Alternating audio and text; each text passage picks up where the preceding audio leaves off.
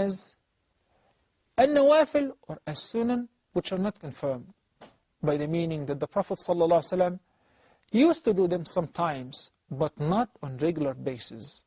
And he did not emphasize on their importance, like as-sunan al-rawatib or the confirmed sunan. So the Prophet ﷺ would sometimes pray 4 rak'ahs before Asr.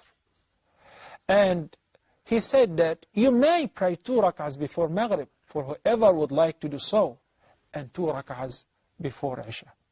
These are the nawafil which are related to the fard prayers, before and after each prayer. We discussed the confirmed ones and the other prayers which the Prophet ﷺ would do sometimes, and said for whoever would like to offer them, for extra reward, of course, and definitely we're in need for every reward from Allah subhanahu wa ta'ala. By praying so, we're trying to make up any deficiency that can happen in our fard performance. Now, come to another very, very important prayer, which is Salatul Watr. Salatul Watr, many of the scholars considered it a wajib, a mandatory prayer. Imam Ahmad ibn Hanbal says that the person who does not pray Salatul Watr is an evil man.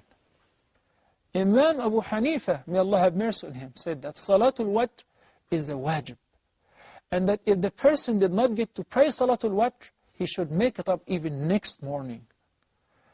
Other scholars said that it is a confirmed sunnah, like any other confirmed sunnah, such as the 2 rak'ahs before Fajr or the 4 before Dhuhr, etc.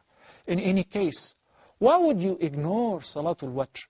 While the Prophet ﷺ said to Abu Hurairah, may Allah be pleased with him, as he says, Awsani Khalili, my best friend, Abu Hurairah is saying, my best friend advised me not to sleep before offering Salatul Watr.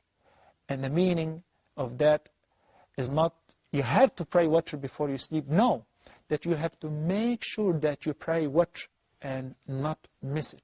But the person can pray Isha, then rest and pray either Tahajjud, Qiyamul Layl, or just will be satisfied with Salatul Watr. Allah subhanahu wa ta'ala mentioned the Watr in the Quran. He took it as an oath, وَالشَّفْعِ وَالْوَتْرِ في Surah Al-Fajr, because of its significance. Al-Watr is an Arabic word which literally means the odd number.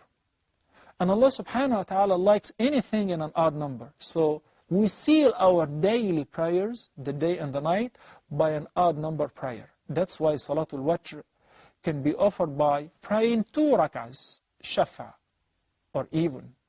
Then making taslim after tashahhud, then praying 1 rak'ah of al-Watr. And in this 1 rak'ah, it's recommended after you rise up from ruku' to make dua while raising your hands. This dua in the sunnah is called qunut, to ask Allah, Allahumma hdini fi man hadayt, wa'afini fi man afayt, wa tawallani fi man tawallayt. Concerning the beautiful supplications which we quoted throughout our program, I highly recommend for you to own and have a beautiful booklet which is named The Fortress of the Muslim. Get the Arabic and English version so that you can memorize it in Arabic. Supplicate with Allah subhanahu wa ta'ala, especially the verses and the supplications which Prophet Muhammad sallallahu alayhi wa sallam mentioned in Arabic, and know their meaning in English. Once again, it's called The Fortress or the Citadel of the Believer or of the Muslim. It's a beautiful book that compiles many of the very sound hadith and supplications to be recited during different occasions, and amongst them during the salah. Many people inquire about the night prayer or Salatul Tahajjud. Salatul Tahajjud is a beautiful prayer, and it is the practice of the righteous believers that after Salatul Isha and at any time between Isha, after Isha, until Fajr, a person may pray as many rak'ahs as he wishes, as many prayers as he can afford, as much as you can. Yet, al-Mu'mineen Aisha, may Allah be pleased with her, narrated that the Prophet ﷺ used not to exceed 11 rak'ahs in any time, whether it's Ramadan or any other time. We're talking about the night prayer. 8 rak'ahs, he would pray 2 at a time, 2 by 2, 2 by 2. Since the Prophet ﷺ has said, Salatul Layli Mathna Mathna. The best way and form to offer the night prayer or even the day prayer of An-Nawafil is to pray 2 at a time, 2 at a time. So you pray 2, 2, 2, total is 8. Then you pray Shafa and what? This is one way. There are so many other ways. You can actually pray all the prayers together. Then by the end, make sure that you have an odd number prayer, which is al-watch.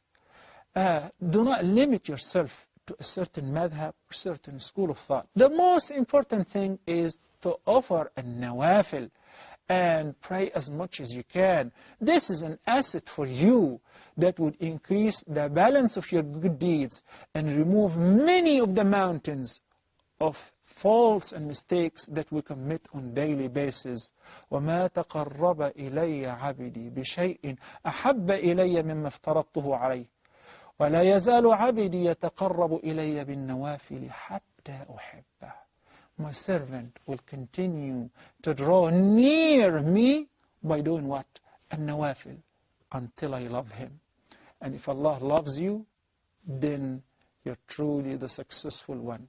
May Allah love all of us and accept from us our prayers and every act of worship we do.